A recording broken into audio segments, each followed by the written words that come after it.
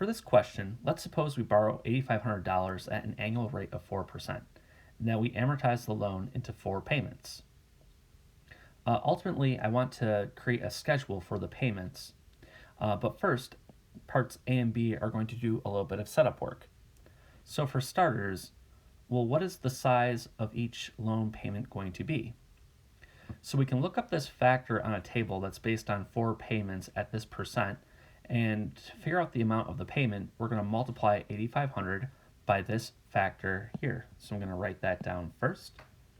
So we take our $8,500, we multiply it by 0.27549, and we can do that right in a calculator to see what we get. 27549. Okay, and if I round to the nearest cent, we get $2,341 and about 67 cents. Okay, so this is going to be the amount that each payment is over the course of our 4 years. But for each payment, you're going to be accumulating some interest, and we have to know how much that is as well. So for part B, what is the interest for the first payment period? And we can use this formula with t equals 1 year to determine that. So let's write this down as well. So the interest is going to be the initial amount multiplied by the rate, which is 4%, which I'll convert to a decimal, and I'll put it in here, but we're just going to multiply by 1. So it's going to be $8,500 times 4% times 1. So that is a total of $340 in interest.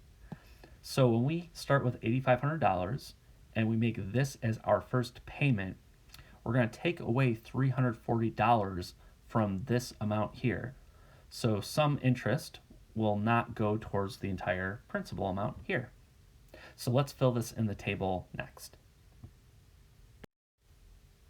So for part C, we're going to completely fill in this amortization schedule.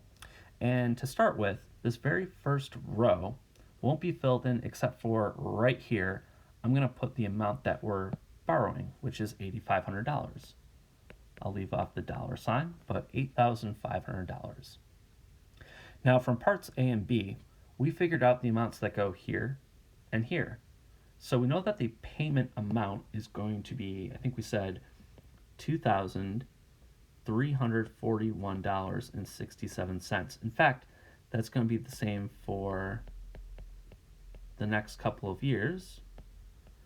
And I'll leave the very last spot here blank because we might not have to contribute that much, or maybe we'll have to contribute just a little bit more. For this very first year, we also figured out that the interest paid is going to be $340. So I'm going to put that in as well. So what this means, the amount that you're paying, we're going to subtract off the interest that goes to the people that you're borrowing from, but the difference will go here, and that's the amount that's going to go to the principal. So portion to principal comes from taking $340 from this amount. So I'll take $2,341.67, subtract off the interest of $340, and I get $2,001.67. I now subtract that from 8,500. That means at the end of this first period, this first year, the amount that we owe is now $6,498.33.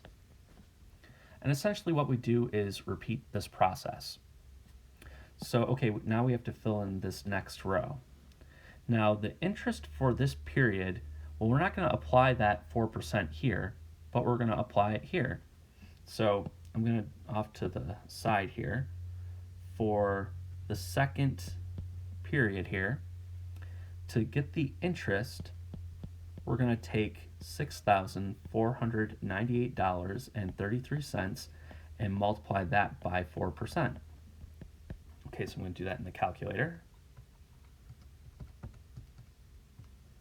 And when I round to the nearest cent, that's now $259.93. So because the principal is lower means that we're going to pay less interest. So that's $259.93. So now the portion that goes to the principal is going to be this taken from this number. So that's $2,341.67, but we're only subtracting 259.93. And when we do this, okay, so more is going to go towards the principal, which makes sense. So it's now going to be $2,081.74. So I now subtract this from here. So I take $6,498.33 and I take away my $2,081.74. And now the amount that we owe after the second period, the second year, is $4,416.59. Okay, we'll now repeat this process for the third year. Okay, so over the third year, again, the amount we owe for interest is going to be lower, but we'll compute it the same way.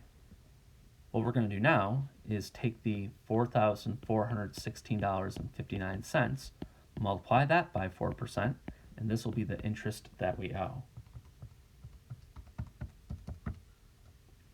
Okay, so rounded to the nearest cent, that's now $176.66. So I'm going to add that into my table.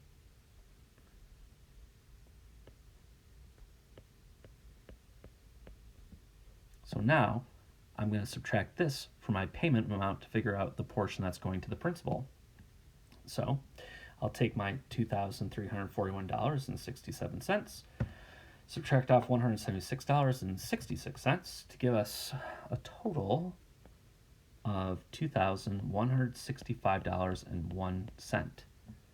When I take that from $4,416.59, we now have $2,251.58.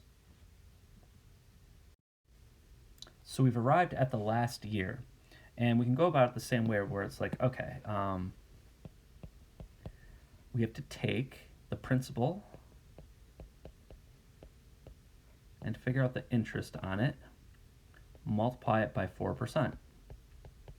And what we get is $90.06. So let's fill in this amount of interest in the table. So I know that's going to be $90.06. But okay, I think we're going to have to make an adjustment. I don't think this is going to work out perfectly. So I'll put this in here just so you can see what happens. If you had included that this was your payment amount, if you take 90 from that, so that's 2341.67 minus $90.06. Okay, the amount that goes to the principal would have been $2,251.61, which is 3 cents too much. So what I'm going to do is take this 7, reduce it by 3 cents, so it's actually just 4. Okay, what that means is if you subtract $9.06 from it, over here, this now becomes 58. And therefore, at the end of this final period, this final year, the balance is going to drop down to 0, and it works out perfectly. So that's the only thing to look out for. That last payment amount you might need to adjust by a few cents just so it works out perfect. But that's the reason for these values that appeared in like part A and such. It's so that you get a fairly consistent payment schedule, but eventually you want the balance to drop down to 0.